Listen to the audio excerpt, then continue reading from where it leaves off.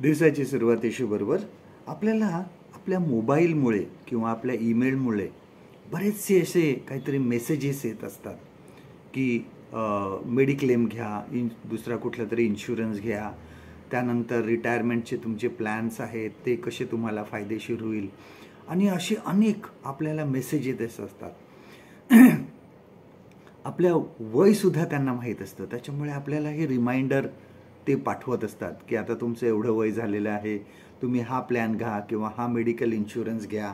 आणि हे आपल्याला बघा, जर रिचार्ज जरी आपल्या मोबाईलचा संपत असेल, 5-6 दिवस अगोदरपासूनच रिमाइंडर पाठवतात की तुमचा मोबाईलचा रिचार्ज संपणार आहे आणि तुम्ही लगेच परत रिचार्ज करून घ्या.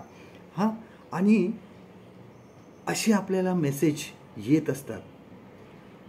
पवित्र शास्त्रामध्ये ज्यावेळेस आपण पवित्र शास्त्रातील वचनं वाचतो, ती वचनंसुद्धा आपल्याला काहीतरी रिमाइंडर देत असतात. आपल्याला काहीतरी परत एक बार काहीतरी आपल्याला संदेश देत असतात, रिमाइंडर असतात की आम्ही काहीतरी केलेलं नाही आणि आता पुढे करायचं राहिलेलं आहे. ही वचनंसुद्धा आपल्याला रिमाइंडर देत असतात. बघा, वचन सुगी संपली, हंगाम आटोपला, पण आमचे तारण झाले नाही. हे एक रिमाइंडर आहे. हे वचन आपल्यासाठी रिमाइंडर आहे की तारण झालेलं नाही अजून, सर्व काही झालेलं आहे. त्या दृष्टीने आम्हाला प्रयत्न करायचा आहे, आम्हाला तयारीला लागायचं आहे. दुसरं, आपण जर वचन बघितलं तर परमेश्वर प्राप्तीचा काळ जोपर्यंत आहे तोपर्यंत त्याला शोधा. जर आम्ही शोधलं नसेल, परमेश्वराचा शोध घेतला नसेल, तर हे वचन आमच्यासाठी एक रिमाइंडर आहे. 5 शहाण्या आणि 5 मूर्ख कुमारीचा दाखला हा सुद्धा आमच्यासाठी एक रिमाइंडर आहे की आपण नेहमी तयार असलं पाहिजे.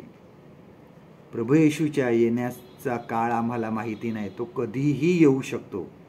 जसा त्या दाखल्यामध्ये तो वर आला, परंतु त्यावेळेस 5 शहाण्या ह्या तयार होत्या त्याच्या स्वागताला.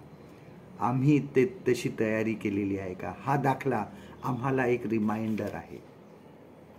आणि बघा की एक प्रकारचं जेव्हा जेव्हा आम्ही बायबल वाचतो, त्यात बघा की आज जे मी वचन वाचलं त्या वचनामधून आज मला काहीतरी देव रिमाइंडर देत आहे का?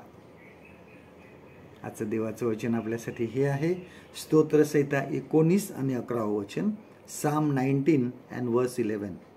शिवाय त्याच्यापासून म्हणजे नियमशास्त्रातल्या वचनापासून, आज्ञांपासून तुझ्या सेवकाला बोध होतो, ते पाळिल्याने मोठी फलप्राप्ती होते.